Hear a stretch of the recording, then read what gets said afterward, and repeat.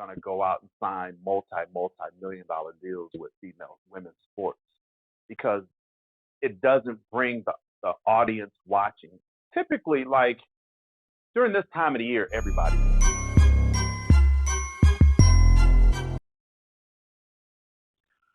Welcome to another wonderful episode of Shoes Off Talk. Off top. Another beautiful day outside in sunny Arizona. We will enjoy these 3 days of amazing weather, and then I think we're back to rain again for a day. Wasn't that rain nice? The smell of rain. I You just love know, it. I I enjoy the am clouds. I am good on rain. Oh We my never God. had any more. I'm good on rain. That's enough. That is enough. You're That's done. enough. You're ready to get your butthole Um, back in the sun. it's that time of year. Uh, the Final Four, men's and women's. That's been the topic of discussion all over social media. But the real discussion is that the women's Final Four or the women's tournament has been more exciting than the men's tournament. And I think the reason for that is the storylines, with Caitlin, with Reese, with Juju, then Paige Becker. I don't think that there's been an era of women's basketball where we've had so many. Then you have the girl from Notre Dame that is a monster too. Uh, it is. Hold on one second. Uh, Somebody, somebody can beat me to it. I had her name on the end of my tongue. What is it? What is it? What is it? What is it? What's her name?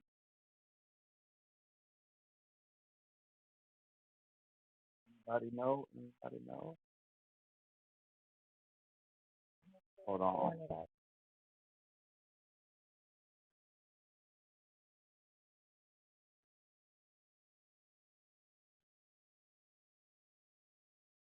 Um,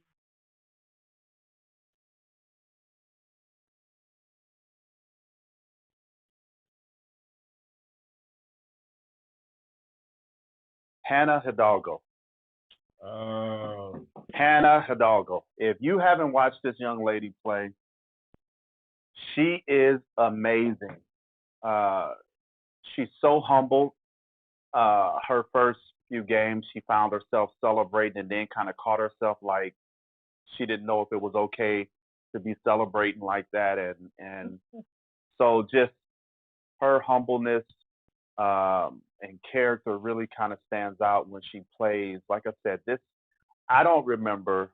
There may be people out there that remember an era where we had so many stars in women's college basketball, and I have to get on the bandwagon of everybody else. I sat in here last night and watched the two games, Iowa against LSU and then UConn against USC. And I was more intrigued by any of the tournament games that the men played so far. I was really shocked on how LSU was playing because normally LSU is on top of their game. It's it's different because I think with this NIL deal, I think there's been so much attention on LSU and the off court stuff and the NIL thing and What is and the NIL thing name for those of name us who don't know? name, image, and likeness. It's the new deal to where college kids can make money off their name, image, and likeness. And a lot of these kids are so engulfed in the NIL deals and which is an income for them. It's understandable, but there definitely has to be a balance. You also have, and I explained this to a couple of young ladies that was watching the game last night, is that that's why it's an anomaly when a player or a team can win back to back because it takes something special to have that drive to want to do it again. Um, you have to be better than you were on the first championship, and that involves a lot of commitment, a lot of sacrifice. And then I was just hearing stuff in the media um, about LSU and problem players between the players and the coaches and all this other stuff. And you never really heard anything like that from Iowa. And to me, I knew that going into this game, Iowa was the favorite, for me. Um, and then you have a star in Caitlin to where she it was a bitter loss for her last year, like bitter loss. And all you saw over from the end of that game until this season, all you saw was videos of her in her gym just getting after it. And I see it paid off. 41 points. Come on now. Yeah. Oh yeah. She but I see she's getting a lot of strife uh, from people. And I think it and it's a culture thing. I wouldn't call it a racism thing, but it's definitely a culture thing because we as minorities we want to support our own. But if you are a fan of basketball, if you're a fan of sports, you can't have you can't have it to where you don't celebrate excellence, whether it's black, white, whatever it is. That woman is one of the best that ever did it. I can't crown her as the best because I've seen the Cheryl Millers, I've seen the Swoops, I've seen the Tina Thompsons, I've seen I've seen them, and I can't crown her as the best statistically. And we live in a world that everything is based on statistics, and I just don't get it. I had this conversation. How do you crown someone as the best to ever do it when they haven't won a championship? Like that's the part that kills me. Is like you play the game to win championships. You don't play the game for statistics. I don't know. You don't know what? There's some people that just play for that. No, if you cannot be a serious athlete just playing for the stats, like I think you have to love it. you have to love the sports. Like you have to love it. Like if you're playing this game just for the stats, then I don't know no top player in the league in any league that just plays for the stats. It may be they probably try to have a balance of both. Um, but you have to understand at the end of your career, what defines your career is not stats, it's championships. Because we have a lot of NBA players, a lot of NFL players that we love. One of the best running backs ever is Barry Sanders. Doesn't have a championship. One of the best power forwards ever, Charles Barkley, doesn't have a championship.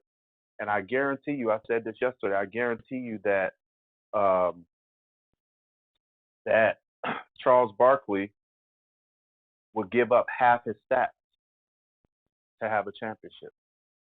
Um, you have some athletes and some players and stuff that know that they probably won't reach the pinnacle of their sport, and so they want to make as much of an impact as possible. And that is those are the ones for me that I've seen are more stat driven. You see what the ones that stat has their ability to make it to the Hall of Fame, even if they didn't. Happen. I mean, they still have. Do you ever watch TNT with Charles Barkley and Shaquille O'Neal and Kenny and all of those guys? The one thing that they constantly give Charles Barkley a problem with is the fact that he doesn't have any. Make it to the Hall of Fame is a great honor, and I guarantee you, I can't really guarantee you that, and that's an interesting poll to take is if you could give up your Hall of Fame or championship. I'm curious in how many of the top athletes that never won a championship would give up that jacket Yeah, it's in the or a same championship. Hall of Fame is former championship. Yeah, it does. Like you said, there's people that get in the Hall of Fame strictly based on stats and consistency. But having that championship puts you in a whole nother category. Puts you in a whole nother category. I don't. It's almost like you really can't be considered one of the greatest if you've never won a championship, because that's the whole goal. Like in any sport you play, the whole goal is to win a championship. I mean, yeah, that's the prime. That's the prime. So if you don't achieve that, then that's for a lot of people that's an incomplete career. Bro, I'm telling you, you talk to anybody any top athlete, coming out of high school, I was all area, all state, all league, and I would give all of those accolades for a state championship. And that's the mentality of big time for top athletes, is that championship is the ultimate goal. Like, I would give up all of that for a championship in a heartbeat. So with BG,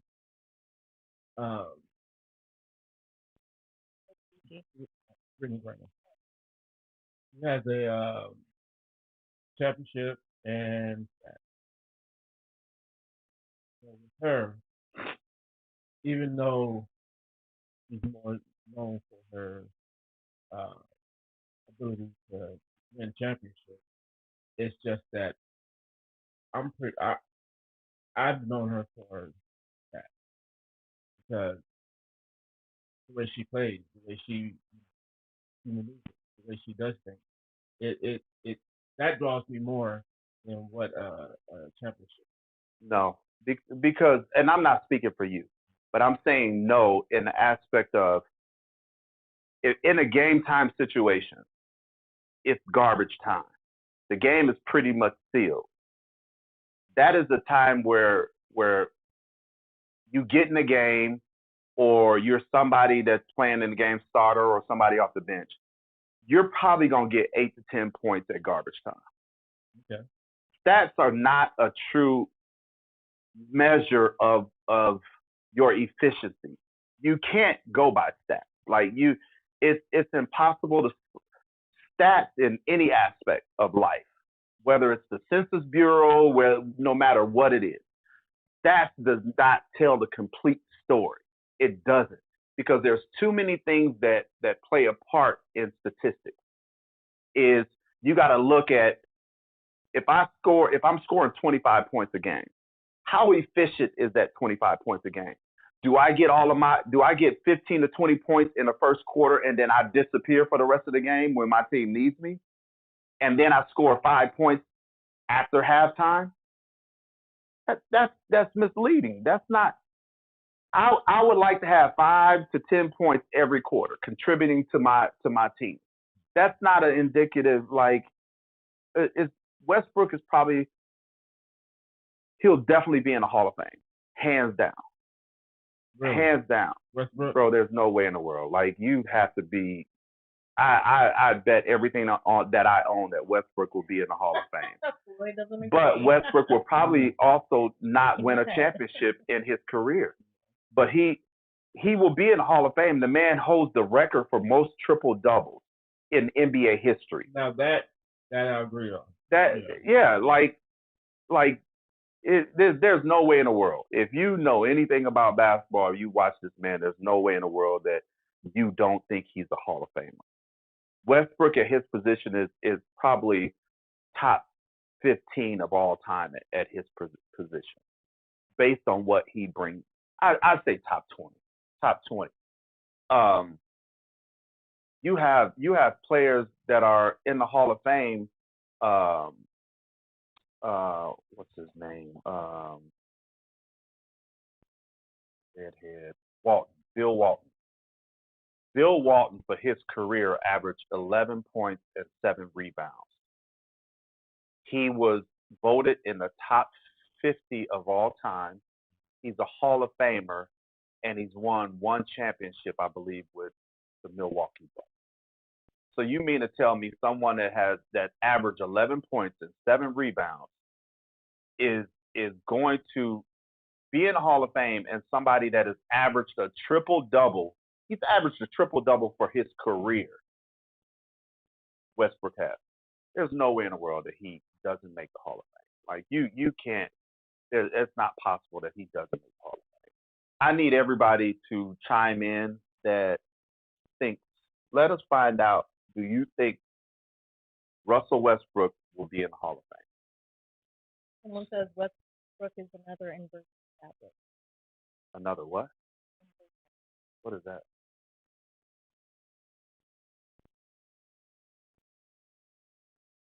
What inversion is?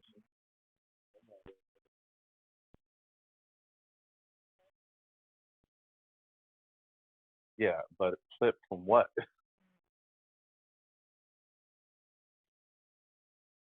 But anyway, until we find out what they meant by inversion, women's. I think getting back to women's sports in general. I think now is the time that we start looking at women's sports closer. Now is the time that I think we start um, investing in women's sports more, both from a financial and from a fan standpoint of view. The women's game is becoming more and more exciting. They're doing stuff that men do. You have a girl that she's 6'2", she's in high school, and dunks one hand and two hand easily, and she's white. And she's white. I gotta look it up, but let's see if I can pull it up real quick. But I saw her on YouTube, and she's 6'2" and dunks with ease. That's one thing I can say about any type of sport, how it's now evolved.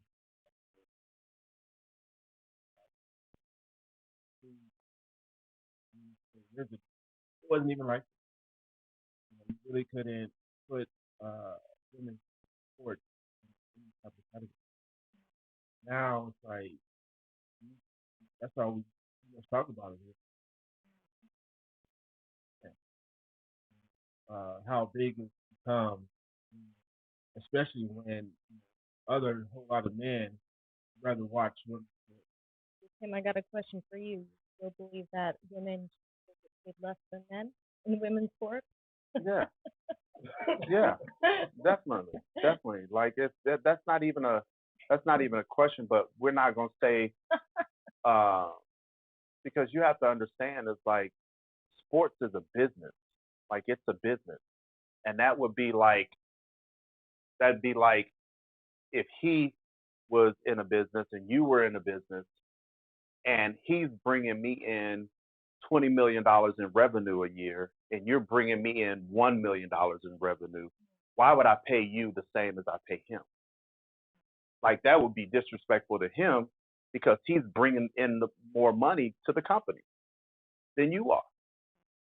But I think there needs to be more. Definitely needs to be more of a balance than it is. Our females in any sport should not have to go out of the country to play to make a living. I wholeheartedly believe that there's enough money in men's sports that it should be profit sharing. You just said people are watching female sports more than male sports now. So they're watching really it, but it doesn't translate. It doesn't translate to dollars. Like, yeah, they have the audience. Like, you're not going to get these networks that are going to go out and sign multi-million-dollar deals with women's sports. because it doesn't bring the audience watching. Typically, like during this time of the year, everybody is tuning in. People typically in really all sports. Like I watch soccer when it's that time of the year when the you know the Olympics and then the big tournaments and the FIFA and all of that stuff. Like I watch that. I watch the Masters. I watch Waste Management. We all tune in for the big game because that's when the stars are gonna the big names in that sport. That's when they're performing. But to say I'm gonna sit there and watch a whole season of soccer or even baseball, which is baseball is a sport that I played and excelled at. But to think that I'm gonna watch a whole season of baseball, 142 games, no. I'm gonna tune into a couple games, couple matchups, but you can find me in playoffs. You may even find me in spring training. But that's with men's sports, they tune in throughout the year. Whereas women's sports, it's more of a matchup. And the other thing that's driving women's sports now is there needs to be a storyline in sports in general, but especially with women's sports. And now more so than ever, you have a villain and a hero. Caitlyn is everybody's hero. Angel Reese is the villain. So everybody, that's what drives people to want. It's got to be a storyline, a feel-good story, or a hero versus villain. Like we live in an era of reality TV, and it then you throw the Juju's in, an anomaly to where she's 6'2", basically can play any position, and she's a freshman. Like then you got Paige Becker last year coming off tore ACL, was wondering whether or not she was going to even have a career.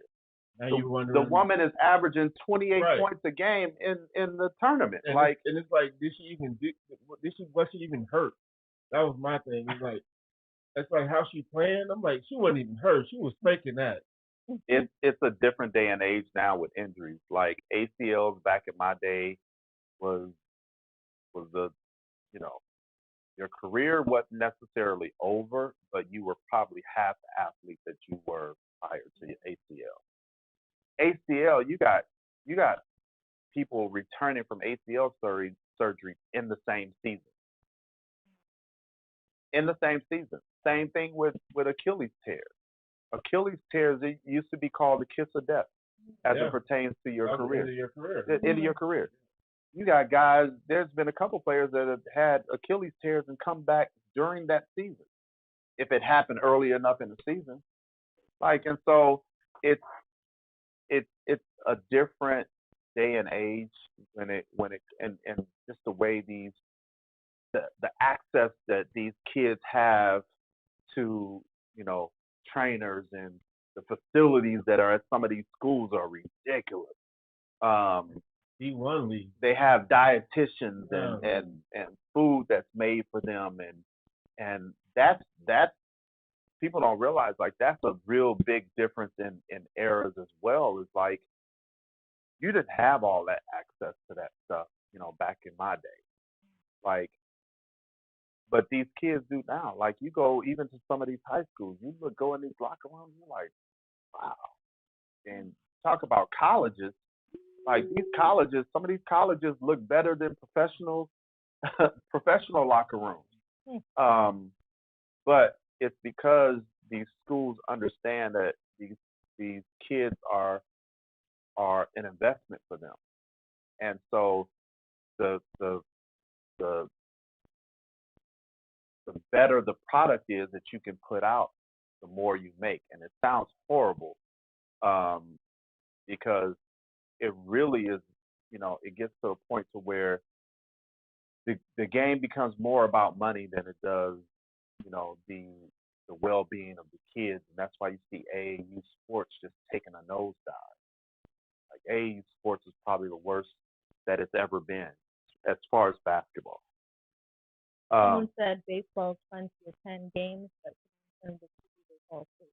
Now, baseball is one game that I actually personally like to watch because my grandfather used mhm. Angels games all the time, and I have a lot of people in my family that play baseball, so I was always at the game. So I disagree. I think I'd rather watch baseball games. You are one of a few. You are one of a few. Baseball is probably one of the most boring games ever. And And I played baseball at a. I was on a bunch of all-star teams growing up. I love baseball, but baseball is a boring, boring game. You It know, is a boring I game. used to play baseball, but and yes, like it is boring. I don't watch it. I like if I go to a live game, then yeah, that's cool. But if it's on TV, yeah, I'm not gonna. But and I started to like for years I wasn't watching that, and then once my cousin got on the team, and then I started watching it. You know, I was like, okay, because I was watching him, right? fall And asleep. well, no. 'Cause he would go out there and do his thing and all that. But then it was funny because then after years and years after he stopped playing, I stopped watching. Okay. I was like, When it wasn't entertaining anymore. yeah. Someone saying, what's the status on Aaron Rodgers? Wasn't he in that similar situation? With with what?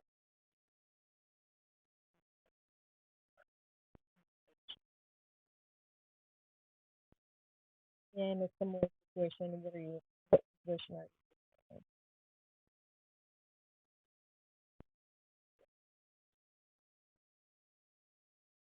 Oh, here she is. Her name is Toby Fournier.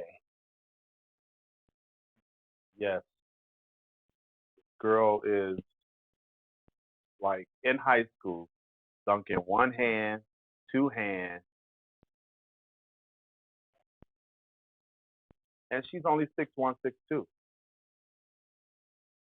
So it's not like she's 6'4", 6'5". He already doing all that. Uh-huh. Yeah. That's In the Oh, about the Achilles.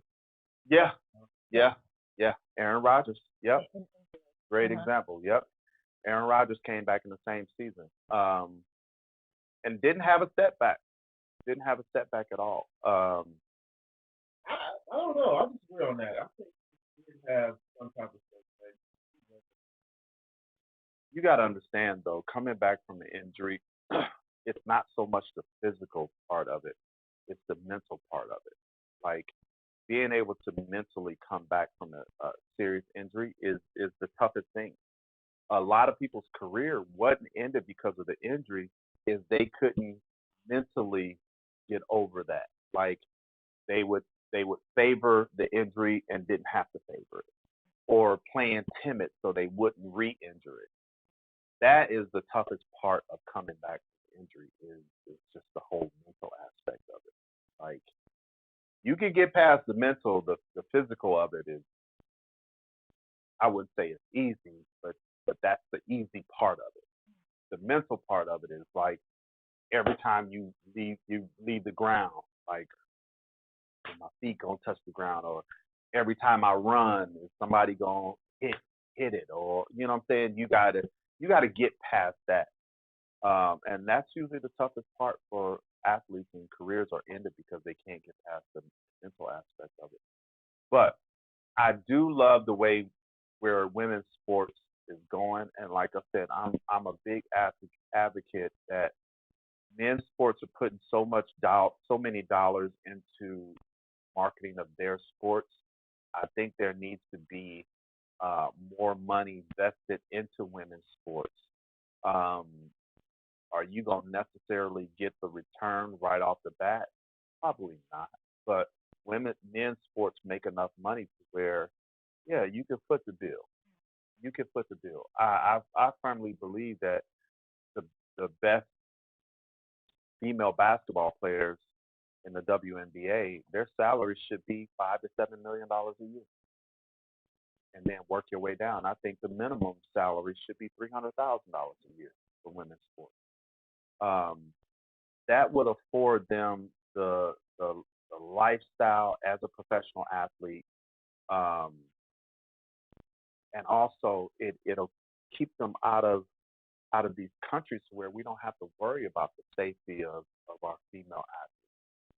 And I think that's the important thing. And like you have these women, they're getting to a point in careers and want family. Like these salaries in the WNBA, they can't support really a family off the salaries that they make in the WNBA. We got to be more cognizant of that. We talk about there's different things that are put in place for men may retire from you know their given sport to where they're helping the league is helping take care of it, setting aside monies and this and that. I think there needs to be a more concerted effort to invest in women's sports. Oh yeah, they Yeah. have a retirement plan. They have insurance that covers them. Um, but it starts from the top. I hear the WNBA, their commissioner, their president isn't one of the best. From what I hear, there's a lot of the players um, don't feel like they get the support that that the men get from Adam, uh, and it has to start at the top. You have to put leadership in roles that um, are going to make that effort to back their players. Because there's from what I heard, the NBA offered to invest in the WNBA and do some things, make them more of a part of the NBA. And the female commissioner was like, "No, we got this." Like that's selfish to me. Like I'm sure you're getting a nice paycheck as the commissioner, but then you're okay with these athletes going out of the country to play because they're not making enough money. And that came from a current WNBA player. They're not happy with their leadership, and that's where it has to start. They have to start putting people in place that So basically, it's more power. that's what it sounds like to me. That's what it sounds like to me. Um, we talked about this the other day is women empowering women, and that's a prime example of what it should not look like. If you're being placed in a leadership role, regardless of what the leadership role, take yourself out of the equation. It's about the people that you lead. And so that's where it has to start, man. We have to put these coaches and managers and people that are in leadership roles in women's sports and just, hey, let's collectively get together and see how we can make this game. Because the players are coming. Like, this is a perfect time with these 5 or 6 players that's coming out of college now for us to be okay with taking the women's game to the next level. The marketing dollars needs to be invested in them. I see Juju is doing a lot of commercials. I see Angel Reese, on a few commercials. Paige is on a few commercials. We need to start putting these women, out front. Caitlin is on everything. You know, um, the Big Three is even offering Caitlin a $5 million contract to Wow. play in the Big Three. Ice Cube offered her that, and like her being able to hold her own in the Big Three, we get that she's not going to be able to do that. But it's just, and this is what I'm talking about. It's the marketing of it, just having her out there and letting these little girls see what's possible. You won't if you don't have a goal to achieve, you will stay stagnant. Like, and we always tell our kids to dream big, dream the impossible, because even the impossible is possible. Like you think about it, like um, and like I said, the women's sports is trending in the right direction, and they're getting a lot of support from other women's sports, from soccer leagues and all of these different leagues. Um, I think the focus needs to not be on the parallel of having the pay be equal of men, but we have to find a common ground to where we are taking care of these athletes. It may not come across in the viewership, it may not come across in the budget, but these women are making impressions on younger women, and that that's a value. So uh, when we get to the uh, the endorsement, that's going to play a big role in that because you know how Well, they that's a given. Like Paige Becker, Caitlin, going 1 and 2 in the draft. You know what they stand to make a year in the What? WNBA? $70,000.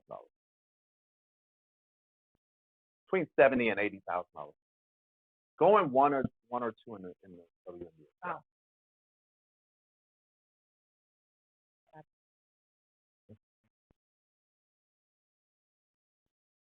Yeah, they're gonna make their money, in endorsement deals, but as an athlete, like you want Athletes, that's you basketball. want to be able to make the money in what you love. Like a lot of these women aren't in front of the camera type women. They Right. aren't the cover girls. They aren't the Right. the girly girls. These are athletes. Mhm. I want to make my money even if I don't want to do no Right, commercials. I right. want to be able to make the That's money not why they're in it. playing the sport that I love.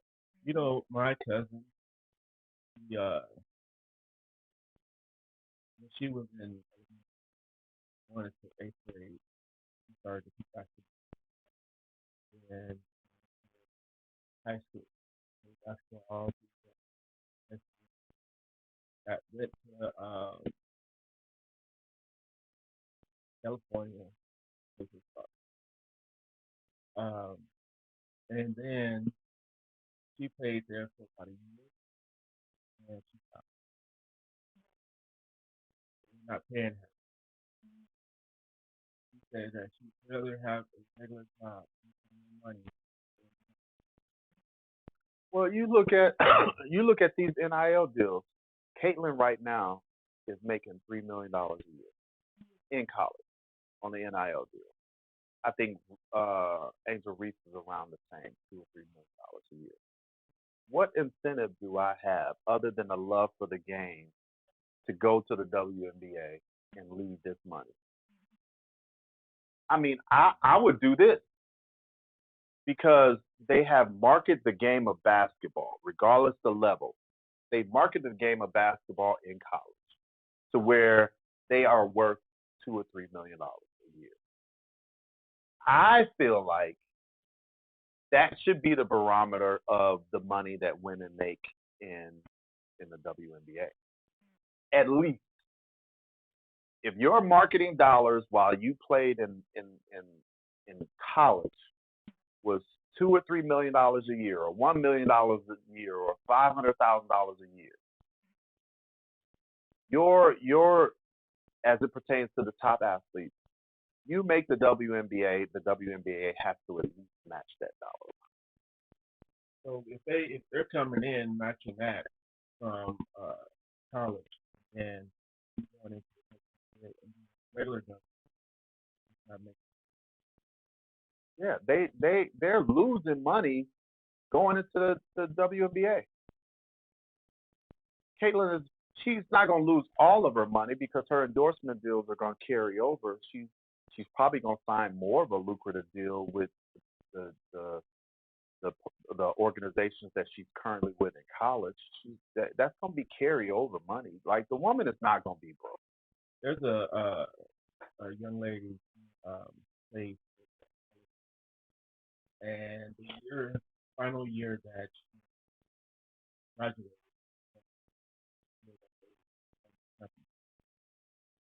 but she didn't want to go to the W.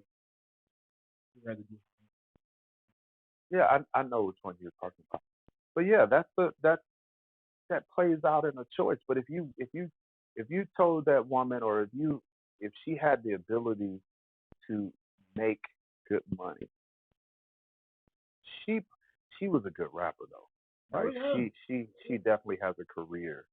Um, but they shouldn't have to choose like that. Like, yeah, granted, she probably chose right longevity wise, career wise, but not all athletes have that talent to be able to do that. And it should not be a choice of you got some women and even men that don't want to come out of college. I think that's going to be one of the main reasons why a lot of these athletes forego leaving school early because these NIL deals are getting more and more lucrative. And if I'm not a top athlete, but I'm expected to go on a draft like the second round or late first round or out of the lottery where it's late is guaranteed money, why would I leave school early? Why would I leave school early? Like, yeah, if I'm making $500,000 in school and I'm a freshman and my agent is telling me, yeah, you could go uh, mid to late second round. Why would I do that? Why wouldn't I stay in school another couple years, get better, raise my draft stock? Now I'm going mid to late first round. But then that's a gamble. Why? Because then it's like saying, okay, I'm gonna go ahead and stay in. Like this. No, And they all have insurance that covers them. Like they all and that's another thing. Is like these kids that they figured out how to protect themselves. But it's all about playing the numbers and seeing, okay, is it more lucrative for me to come out this year? Who's coming out next year? Who do I have that is another freshman that might stay? That's why you see a lot of athletes saying, I'm just gonna test the water. And they'll put themselves in the draft, not get an agent, put themselves in the draft just to see who else is coming out. Then after a while, your agent can kind of tell you, hey, you might be such and such is coming out. You might be a late first round or early second round. Um, then you go back to the table and rethink, okay, if I stay another year, my sophomore year, who most likely will be coming out then? It's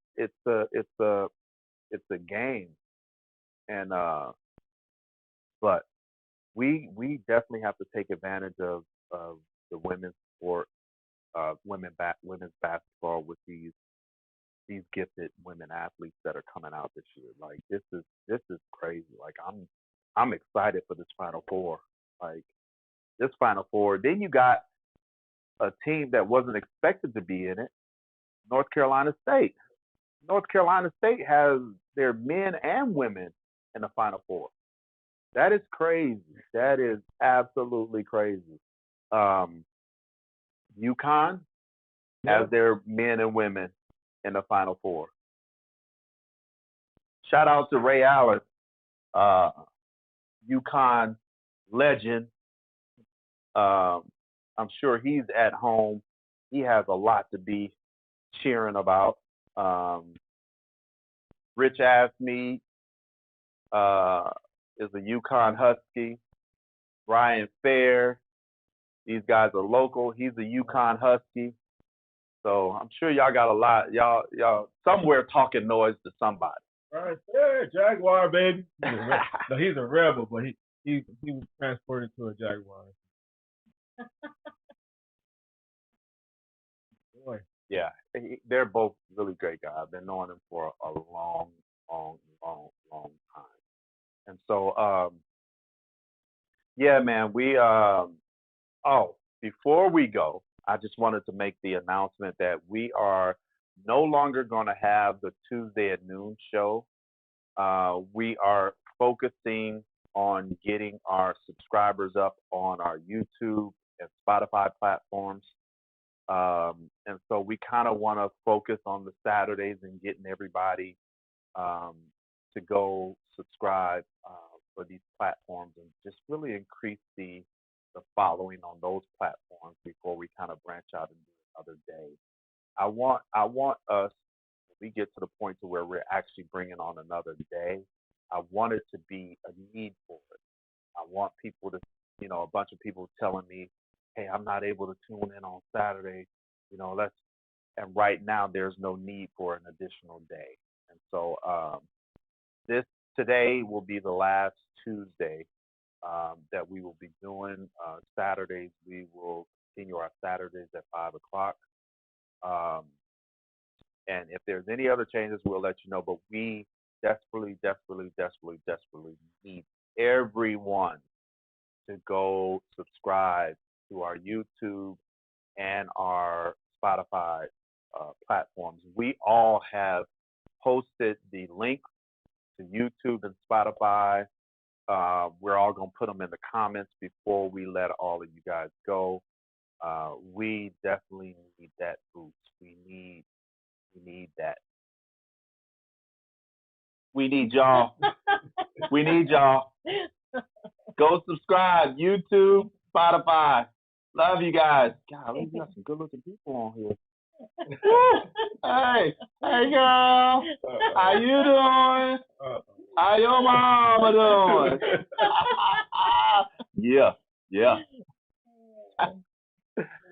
But yeah, we appreciate you guys tuning in, man. We definitely, don't take the followers that we do have and subscribers that we do have for granted because, like I always say, man, anybody gives you any inkling of their time, it is much appreciated. Much appreciated. But we need you guys to go out and spread the word, get everybody to go subscribe to YouTube and Spotify. Just find us. We ain't hard to find. Shoes Off Talk, we ain't hard to find. So look us up. We appreciate you guys tuning in today.